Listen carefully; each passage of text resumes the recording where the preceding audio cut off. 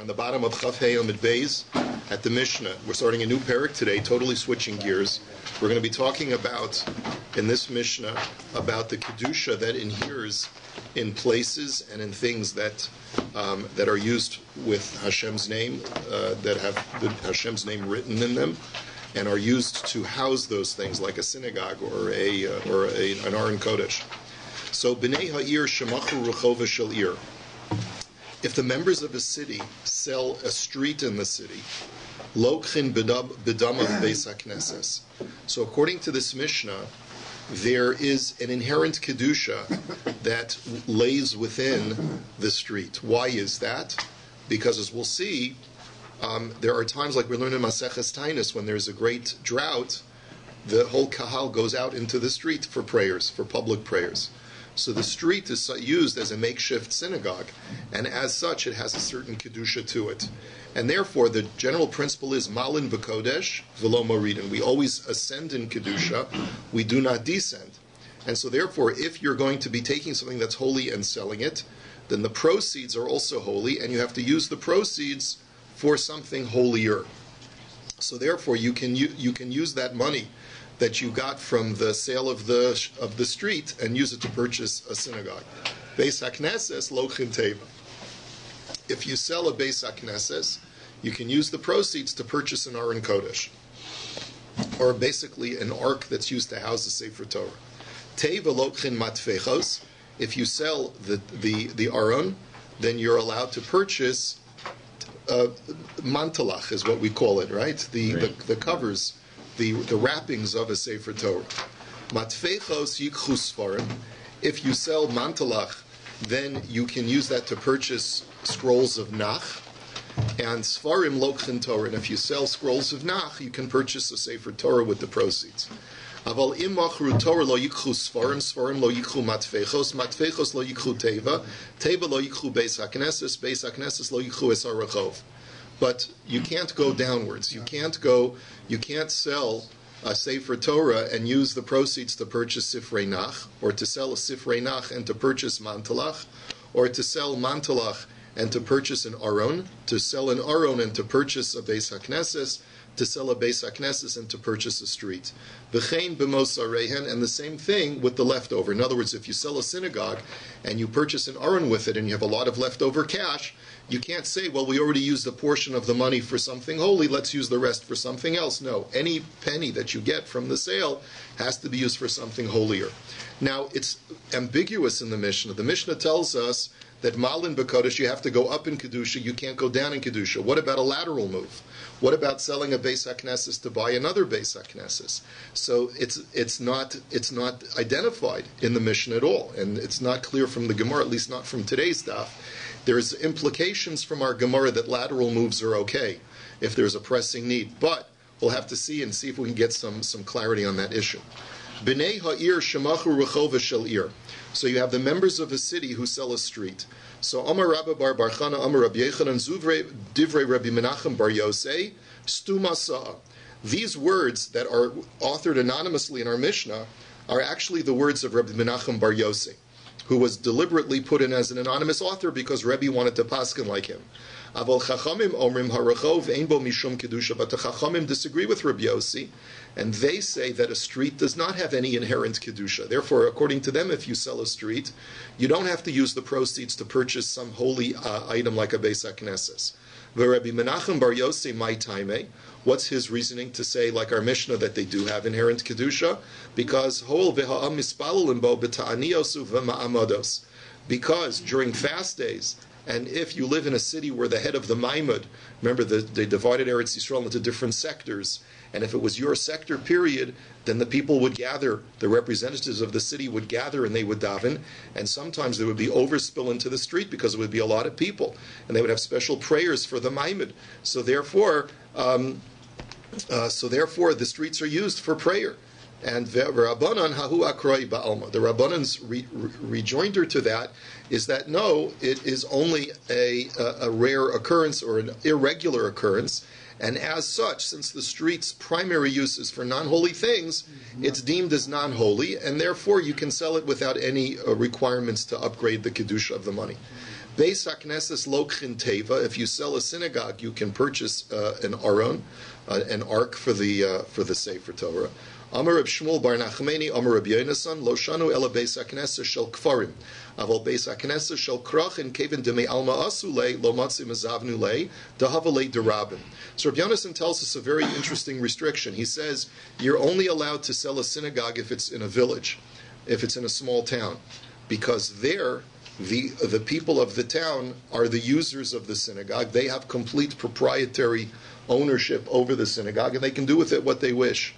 But if you live in a large metropolitan area, some place like Toronto, for example, where people come from all over the world, therefore, since the synagogue was built initially, both with international funding and for the use of people from out of town, therefore, the people of the city do not have complete bailus, have complete ownership over the shul, since it was meant for cosmopolitan use. It was meant for people both in the community and outside the community.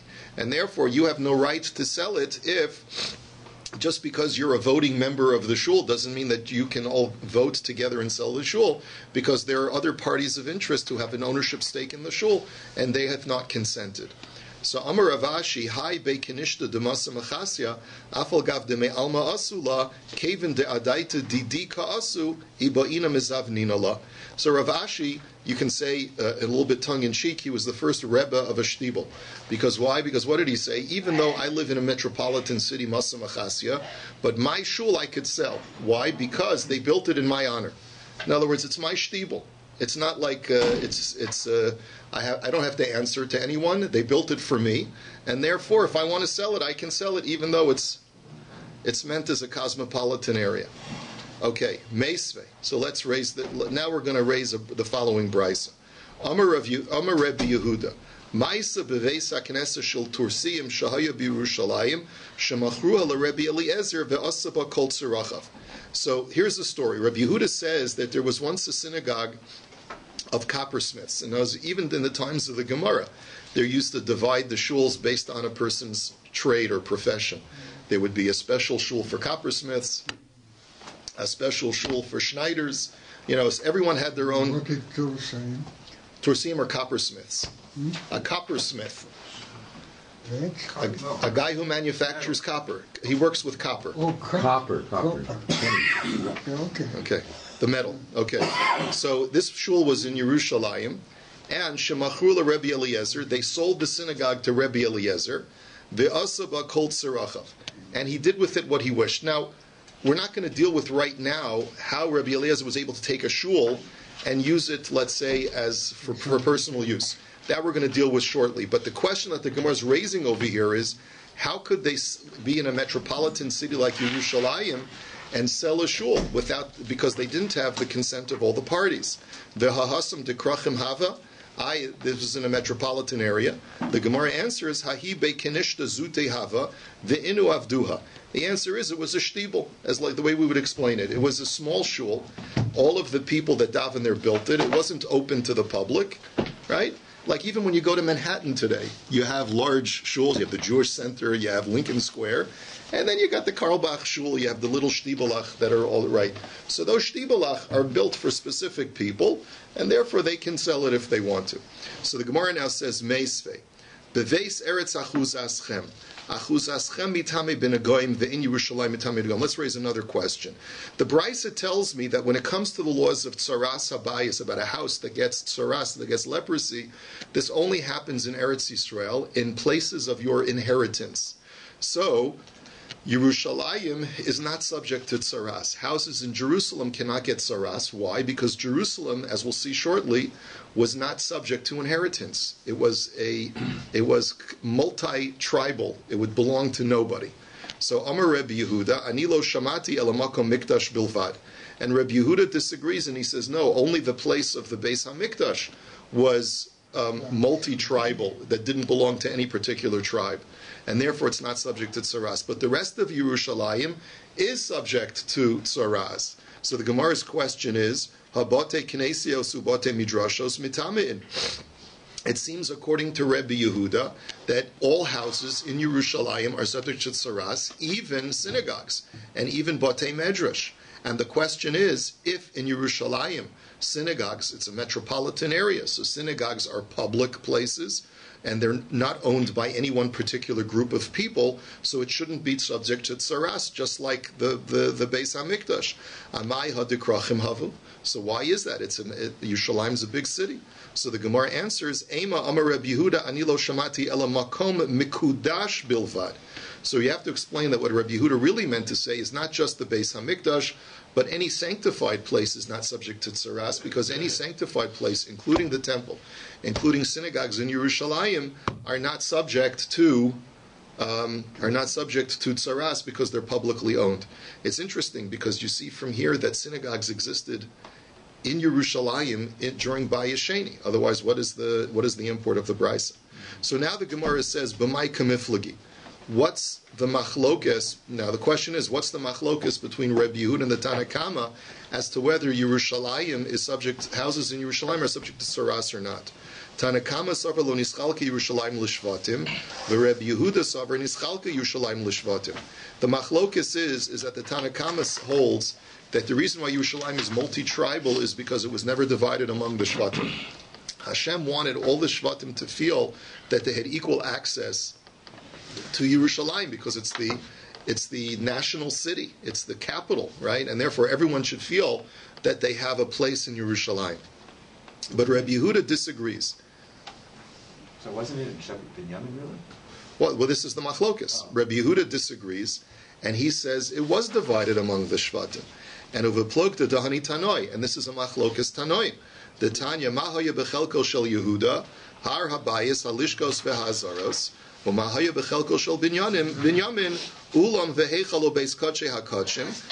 this is the machlokas. According to this Tana, Jerusalem was allotted to certain shvatim.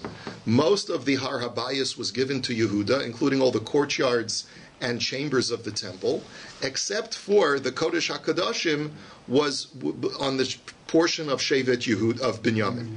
Uretsuya ha'isa yotzeis mechelkol shel Yehuda v'nechneses bechelkol shel Binyamin uba mizbeach banui.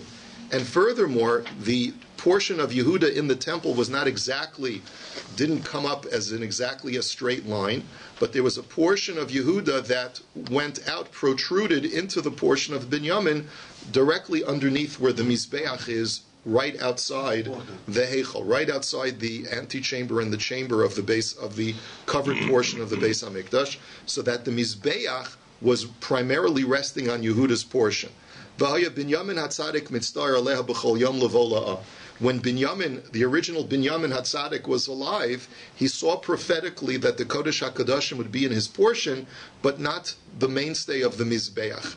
V'haya mitzdayer, and he was very pained over this because he said, "Oi, I wish I could have the Mizbeach on my portion." Shenemar chofeifal of kol hayom, as the bracha which Yaakov gives to Binyamin says that he's hovering over it all the day. I'm sorry, it's not that Yaakov gave, but rather that Moshe gave to Binyamin, Shevet Binyamin. He says that Binyamin hovers over it all day, which means that he was chalashing, I wish I could get the Mizbeach. And lefichach zacha Binyamin v'nasa ushpizchan lashchina.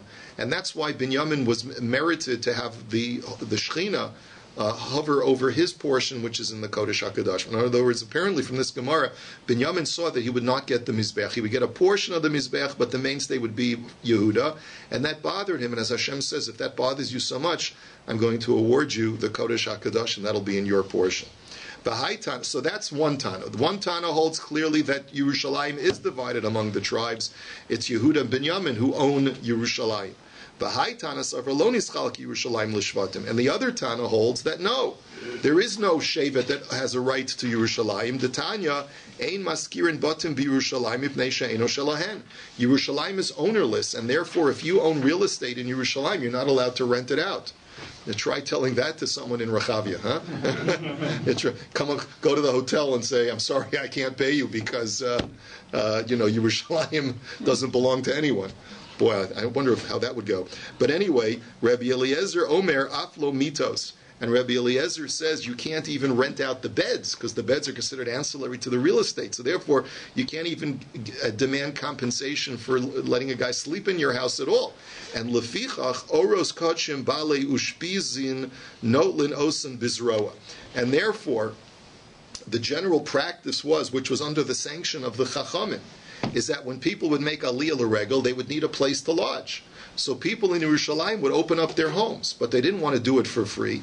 So therefore the practice is that if I'm coming to Yerushalayim from Tzfat, and I'm bringing a Korban Shlamim, so I get to take home with me a whole bunch of meat, and the hide of the animal. So the hide, the halacha is, the balabas, the innkeeper, the person that's giving you lodging, gets to take the hide. Even if you refuse, he still has a right to take it. And this is under the sanction of the Chachamim.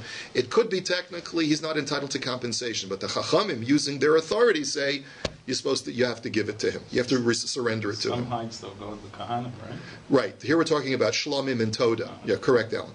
Amar Abaya, Shma Mina. So Abaya says, you see from here, Orach Ara Lamishbak Inish Gulfa Umashcha Beush Pize. So we see here that it's a convention, it's a considered accepted convention that when you stay at someone's house, you're supposed to leave them some items that you've used or garnered from your stay, such as a ceramic pot. If you've used, let's say, for your needs, your utility needs, you can leave that for your innkeeper for future use, and a hide or a pelt that you get from an animal. Amar Rava, Lo Shanu Ela Shelo Machru Shiva Toivi Ha'ir B'Mamad Anshe Ha'ir. Aval Machru Shiva Toivi Ha'ir B'Mamad Anshe Ha'ir Afilu Lemishta Bei Shichra, and the Bach just adds the words Ulemishtach Bei Peri Shakir Dami. Now, we have to. There's a big chunk missing from this Gemara that Rashi, like a lot of unspoken halacha that Rashi adds in for us. What Rashi tells us is that the premise of this Gemara is that when you sell a synagogue, the synagogue retains its holiness. And remember, we saw that a group of people sold a shul to Rabbi Eliezer, and he used it for personal use. He used it for his, for his summer home, whatever. Now, the truth of the matter is that how can a synagogue lose its kedusha? So Rashi tells us that the premise of this Gemara is that a synagogue, when you sell it, retains its kedusha, and the proceeds that you get from selling a synagogue, clearly from the Mishnah, also retains its kedusha, because we said you have to purchase something holier with that money, right? So both the synagogue and the proceeds retain their kedusha. So says the Gemara, that's only true when what? When you haven't made a special provision. But there is a special loophole or a special provision that you can make to cause the kedusha to leave both the synagogue and the funds. What's that? If you convene a city council meeting. The city council, there was typically Shiva Toivei Ha'ir, the 7 representatives of the town, of the Jewish town, and if they convene, they can put a stamp of approval, and apparently, it's not clear to me what mechanism is being utilized, but we can always invoke the principle of Hefker based in Hefker, that a tribunal, and in this case it's the 7 members of the city council, have the ability to remove ownership off of a property, and they can therefore basically say, if we all ratify this sale, then the kedusha will fly off of the Beis HaKnesses, and the kedusha will also fly off of the money, and therefore you can use the money to purchase whatever you want. What did we do here at the BAYT when we had the Shraga? I wonder what we did. That's an excellent question. You should send an email to Rabbi Taub. Maybe I'll shoot him an email today, Berlinetter. But please, if you remember, do so. Ask him if he remembers what they did 30 years ago to release the house from its kedusha. Who lives there now? A family, yeah. So I'm sure they must have done it. Okay, so they must have done it with this particular mechanism that you have to go look in Shulchan Aruch and see there's a whole protocol for this. Would the Board of Governors have that? Perhaps it's not clear. Maybe they utilized the city of Vaughan also. Who knows? So, but therefore, once you sell a synagogue using the city council as part of the ratification, so then you could even use now the synagogue to manufacture beer and to spread out and dry out your produce. You can use it for the most mundane manufacturing purpose. Yeah, that must be it, Mendel. Okay.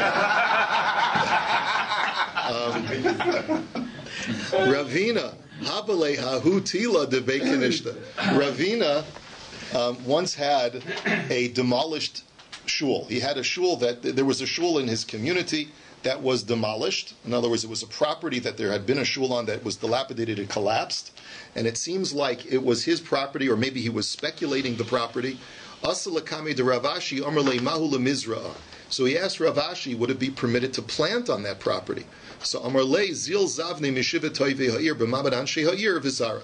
He says, as long as the 7 members of the city council ratify the sale, you can purchase it from them. In other words, consider it to be their property, purchase it from them, and then it loses its kedusha, and then you can go ahead and plant and use it as a garden. Rami bar Abba hava kaboni be kenishta, hava hahi kenishta atika, hava boy lemistere ulasei livnei kushuri mina vilu lelahasa. Now we have a similar case.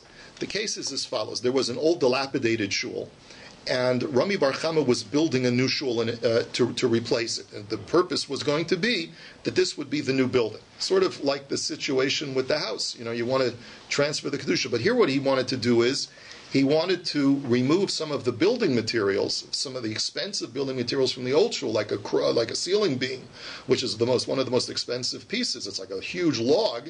It's very expensive. He wanted to take it from the old shul and put it in the roof of the new shul. The question was, is he allowed to do that? Yosef ekomibaya lehada Rav Chisda. So the question that he had was, what about Rav Chisda's halacha?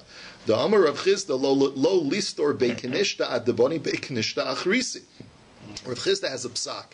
He says you're not allowed to demolish an old shul before you fully build the new shul. Why? Because we're worried that you may be negligent, and in the course of demolishing the old shul, something will come up, and you'll never end up building the new shul. So we require you to build the new shul before you can demolish the old one. So the question is, what about in this case? Hasam mishum pshiusa ki hagavna mai. But in that's a situation where you're not demolishing for any constructive purpose for the new shul. But here I want to demolish it so that I can get the materials for the new shul. So would it be permitted in this case? So asa lakami de Rav Papa va'asar lei, lakami de Rav Huna va'asar lei. He went to 2 great Amoraim. Rav Papa said it's asar, and Rav Huna said it's also asar. The question is, why did he have to go to a second rabbi?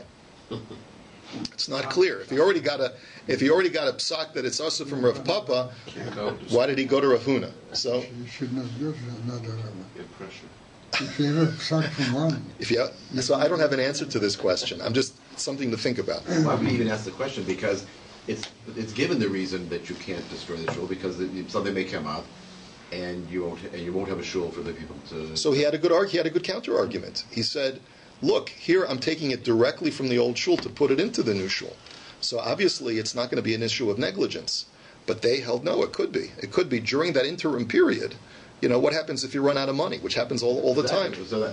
So that's the reason why they said it was usher. Even in this case, it's going to be usher. If Rav Huna was hired, he's allowed to go to him and ask him to sock, right? But you can't ask. He already asked Rav Papa. No, but I know, but you're allowed to go up to next Madrega up if Rav. Who said? I never heard that halacha. For the Rabbi, sure, but he was looking for a heter. Could be that he felt one way, first person felt the other way, so he figured there's 2 rabbanim, he goes to a third, now they got 3. Let's do that. Look, I don't know. It could be also that when it comes to community issues, sometimes there is latitude to go to another opinion. But again, this is something that Sarach Hashtakoliyim. Amar Rava, Hai Be Kinishta Chilufu Zvuna Shari, Ogura Umashkuna Aser, My time Bikdusha Sekoi. So the Gemara says something that we should be able to intuit by now. If you have a Beis HaKnesses, you can use the Zayin Tovei Ha'ir to sell it and to remove its Kedusha. That's perfectly fine.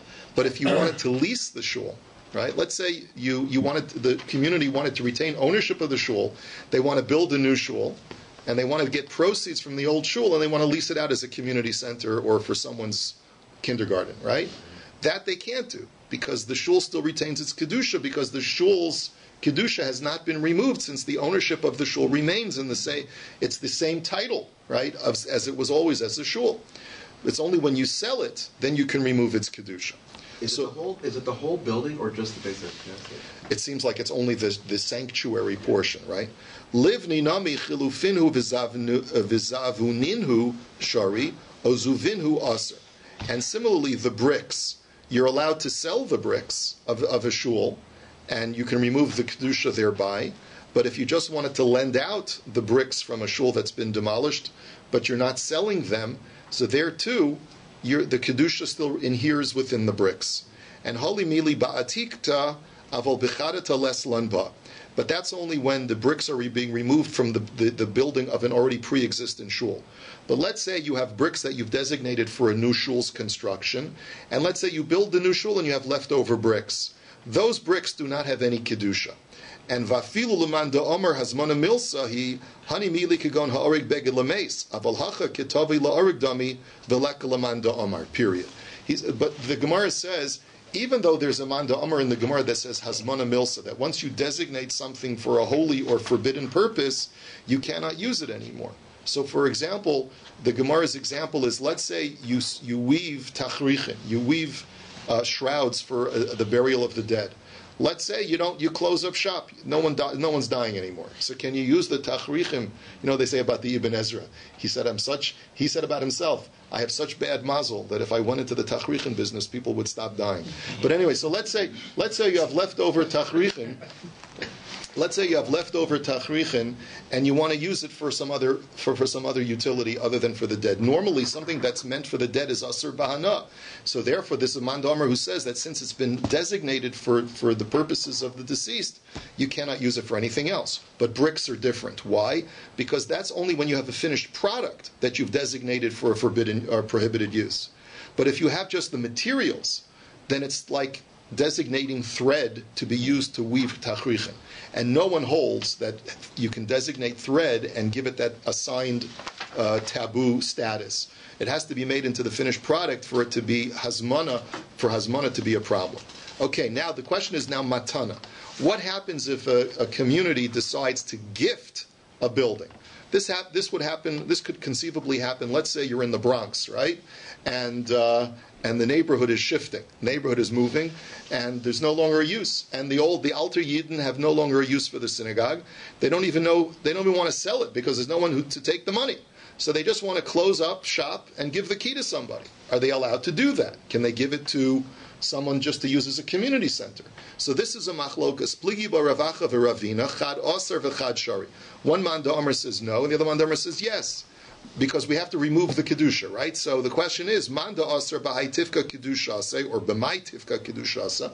The question, the one who says it's osar is that you haven't done anything. There has been no exchange in order to cause the synagogue to lose its kedusha. In other words, there has to be at least an exchange of funds, so that the kedusha can at least transfer onto the funds in order for there to be the synagogue to lose its kedusha, right? At least according to the way the Gemara is going right now.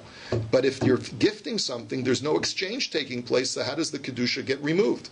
Uman deshari ilav dehavale hanomine lo hava yoivle hadar havale matana kizvini. The other mandomer says no. Even when you do a gift, there's always something in legal terms called consideration, right? That there's always, right? How would you define consideration? Right. For acceptance and consideration, you gotta give one thing. There's always a quid pro quo, even when you give a gift. When I give you a gift, I get hana, I get benefit in the sense of that I'm happy that you accepted my gift because obviously I feel some kind of connection to you, and you also feel some indebtedness to me. So that's a benefit that I get. There is some consideration anytime there's a gifting of something, right? And so therefore, like the community that takes possession of the shul will put up a little plaque and say, "This what used to be the shul from the Polish or Yidden or whatever." Sometimes shuls, that's how Beth Jacob got his name. Yeah. Amalgamates, sure. Dissolving. Right. And adds So, the name. right. So therefore, there's always some benefit that the gifter gets from the giftee, and therefore that's the exchange that takes place, and therefore the kedusha can be removed through the exchange. Tana Rabbanan, Tashmishe mitzvah nizrakim, Tashmishe kedusha nignozim. Now we switch gears. Instead of talking about synagogues, we're going to be talking about what's called the difference between Tashmishe kedusha and Tashmishe mitzvah. Very important halachic sugya. Things that are used as accessories for mitzvahs can be discarded. Things that are used for mitzvahs or accessories for mitzvahs can be discarded. Things that are used for kedusha purposes, and for kedusha purposes we mean that they're being used for or accessories to things which have Hashem's name written or inscribed on them, and therefore they have a higher level, not just something that's used for a mitzvah, but something that has inherent kedusha because Hashem's name is associated with these items. So tashmishe mitzvah can be simply discarded, but tashmishe kedusha have to be put into geniza, have to be put into burial. Ve'elu hein tashmishay mitzvah. What are examples of accessories for a mitzvah? Sukkah, lulav, shofar, tzitzis. A sukkah can be thrown away, a lulav can be thrown away, a shofar can be thrown away, tzitzis can be thrown away. None of these things have to be put into geniza. The common misconception that if you have an old pair of tzitzis, you have to put it into shemus. It's not true. It's explicitly in the Gemara. You just have to treat it with respect. So the minhag is to wrap it in something before you toss it, but technically you can just throw it away. There's no inherent kedusha once the mitzvah is done. Ve'elu hein tashmishay kedusha. But here are examples of accessories to things which have inherent kedusha. Deluskim sfarim, sacks that are used to store holy writings. Tefillin u'mezuzos, v'tikshel sefer Torah. Tefillin, mezuzos, obviously. A wrapping of a sefer Torah or a container for a sefer Torah.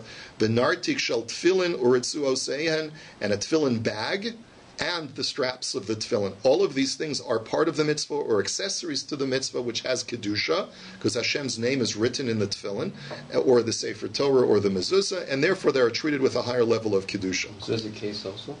What? Mezuzah case? Yes, a mezuzah case also is an accessory to the scroll, and therefore it has to be treated with kedusha. When it says tashmishay mitzvah, doesn't mean like something holding the shofar. It means the shofar itself. It means the shofar itself. Why is it called tashmishay? Any item that is used for a mitzvah, or that's why I said it's either used for the mitzvah or an accessory for the mitzvah. So both the mitzvah, the item itself, you used it to perform a mitzvah. The lulav itself is not the mitzvah. The lulav is what you use to perform the mitzvah. You're the mitzvah. In other words, your taking of the lulav is the mitzvah. The lulav helped you do the mitzvah. Right, so the lulav is the accessory to the mitzvah. So a tefillin bag is the mitzvah, not the bag. So anything that's an accessory to the davar shebikdusha also has that same kedusha, and you have to treat it. You have to treat it with kedusha. Amar Rava, meirei shava amina hay kursaya tashmish detashmishu v'shari, but kaven dechazina demos v'iluya sefer Torah amina tashmish kedusha hu va'aser. I used to think that the bima that we used to read the Torah on, just like we do today. We have a bima in the center of the shul. I thought that was not tashmishay kedusha because I thought it was only an indirect tashmish because the Sefer Torah never rests directly on the wooden table. There's always a mantle, there's always a cloth, a fabric that is placed over the table for the Sefer Torah. But then I noticed one day that sometimes the Sefer Torah rests directly on the wood. And therefore I said that the whole bima itself is a tashmish kedusha and has to be put into geniza when you no longer need it. Actually, the art scroll said when it said beam, the oren before, it meant a bima, not an oren. Okay. I think maybe I missed the Rashi somewhere, but it seems like from what I read in Rashi that it's the oren. No, but I meant that this would support the bima. Yeah. So there's maybe a difference of opinion. So they both. Okay. Today's bimas where we have a plastic piece on top of it, so the Torah never rests on the wood. Well, that's what he thought. It never. But there are times when it does. There are times when you could. And it could also be that the plastic may not be enough to be considered separate from the wood. We'd have to go through a halachic discussion. It's an interesting point.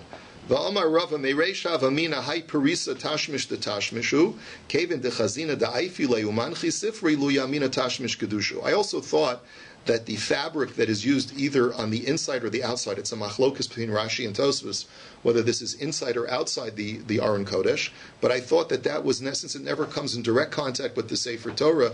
It's a tashmish to tashmish. It's only there to cover the Aron, but not there for the Sefer Torah. And therefore I thought you could just discard it. But once I saw that sometimes they take the fabric and use it as a cushion for underneath the Torah, or to lean the Torah against, or something like that, so therefore I said, no, it's a tashmish kedusha, it has to be put into geniza. But Omar Rava, hay tevusa di irfat mi'avda teva zutrasi, shari, korsaya osir. Another halacha that Rava says, as far as the issue of upgrading or downgrading something's kedusha, if you have something that's used as an ark, as an Aron Kodesh, so it's used to store the Sefer Torah.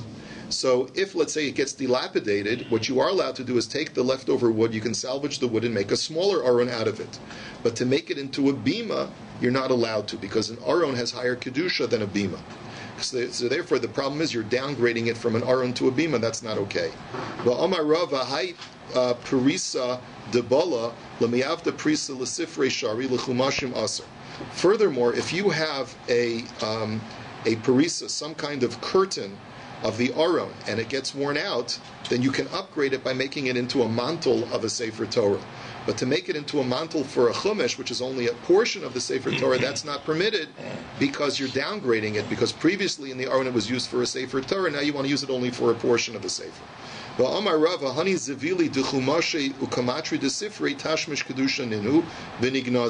Furthermore, he said that if you have these storage cases for chumashim, for portions of the Torah, or you have sacks that are used, or chests that are used for storing a Sefer Torah, they are tashmish kedusha, and you have to put them into geniza when they become no longer usable.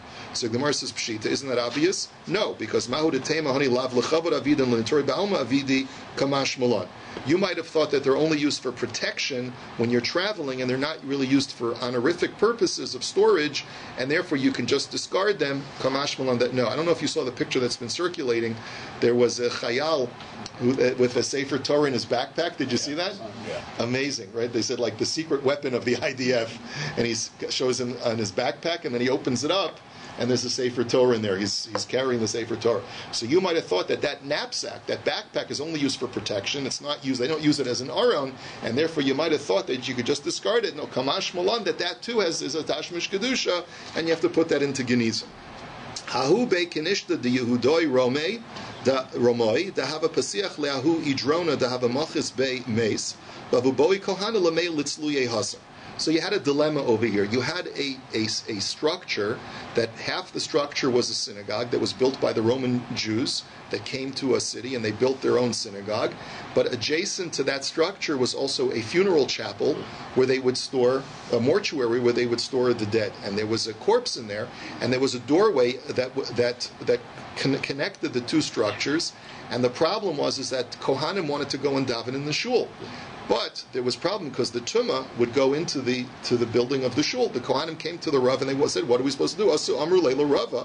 So they told Rava, "So amr lahu dalu tevusa osvua dahavale klietza asu linachas uklietza asu linachas eno makabel tumah v'chaitzis b'fnei hatumah." So he had a very simple solution. He says, "You see the Aron Kodesh, right? Move the Aron Kodesh in front of the doorway." Because an Aron Kodesh is not meant to be moved, and therefore it's considered, even though normally klietz, wooden utensils are makabel tumah, but if it's not meant to be moved, it's considered to be part of the floor, it's part of the real estate, and therefore it's not makabel tumah. And anything that's not makabel tumah can act as a partition to prevent tumah from going from one place to another. And therefore he said, this will allow the Kohanim to daven in the shul by placing the Aron over the doorway. So Amrulei Rabbanon l'Rava v'hazinin d'metalti lei kimanach sefer Torah iluya v'havalei mitaltala mole v'reika. So they said to Rava, wait a minute, Rava, we don't think that's a good solution because there are times when we need to transport the Sefer Torah, that we transport the whole kit and caboodle. We take the Aron Kodesh and the Sefer Torah inside and we transport it that way. So therefore he said, well, ihachi lo efshas. He says, well, if that's the case, I didn't realize. I thought this was meant to be a permanent fixture. But if it's the case that you end up sometimes transport it, then I'm sorry, this is not a remedy. You guys are out of luck. Amar Marzutra matfecho svarim shabalu osin osan tachich lemeis mitzvah v'zuhi ginizasa. If you have worn out mantelach of a Sefer Torah and you want to know what to do with them, make them into tachrichin, and that's how you do the mitzvah of geniza. So not only are you putting them into geniza, but you're doing a mitzvah with them by using them to honor the deceased. But Amar Rava, I've never heard of us doing that today, but I guess theoretically it's doable. But Amar Rava Sefer Torah Shabala Gonzin Oso Eitzel Talmud Chacham Vafilu Shona Halachas. Rava said if a Sefer Torah gets worn out and you need to put it into geniza, bury it alongside a Talmud Chacham. It's an honor for the Talmud Chacham, and it's an honor for the Sefer Torah because the Talmud Chacham was a walking Sefer Torah. But the Gemara says, and that's true even if he wasn't the biggest gadol, and he just knew halacha, he just knew Mishnah, but he didn't learn a lot of Gemara. That's okay, as long as he was a learned man. That's considered to be honorific to the Sefer Torah. Amar Rav Acha bar Yaakov with the kli cheres, but you still have to store the Sefer in a kli cheres, in an earthenware vessel, before you put it underground. Shenamar unesatem b'kli cheres l'man yamdu yamim rabim. So it says, because it says in Yirmiyah that you're supposed to take a Sefer that's has Kedush, and before you bury it, you have to put it into an earthenware vessel so that it doesn't get worn out so quickly at the time of burial. Dead Sea Scrolls, excellent example, very good. Amar Rav Papi Mishmei de Rabbi Mibei Kenishta lebei Rabbanan Shari Mibei Rabbanan lebei Kenishta Aser. So Rav Papa says that if you want to convert a synagogue to a beis medrash, that's okay, but to convert a beis medrash to a synagogue, that's not okay. Rav Papa Mishmei de Rava Masni Ibcha, and Rav Papa says in the name of Rava that just the opposite, that a beis haknesses is more important than the beis medrash, and therefore you cannot convert a shul to a beis medrash, but you can convert a beis medrash to a shul. Amar Rav Acha Kavase the Rav Papi Mistavra the Amar Rabbi Yeshua ben Levi beis haknesses mutar lasoso beis hamedrash mamina, because Rabbi Yeshua ben Levi, who apparently trumped even Rava, says that you're allowed to transfer or to convert a beis haknesses into a beis medrash. So you see that Rav Papi is correct. A beis medrash has more kedusha than a beis haknesses because of the Torah, not only the tefillah, but the Torah that's studied in it, and therefore you can convert a shul into a beis medrash, but not vice versa. Nowadays, I think one could make the argument that it's very difficult to distinguish between the two, because we use our batei knesses as batei medrash, and we use our batei medrash as batei knesses. And therefore, it's very, very hard to make an argument that, we use it as a base measure, we can't use it as a whatever. Right? Okay, have a wonderful day. According to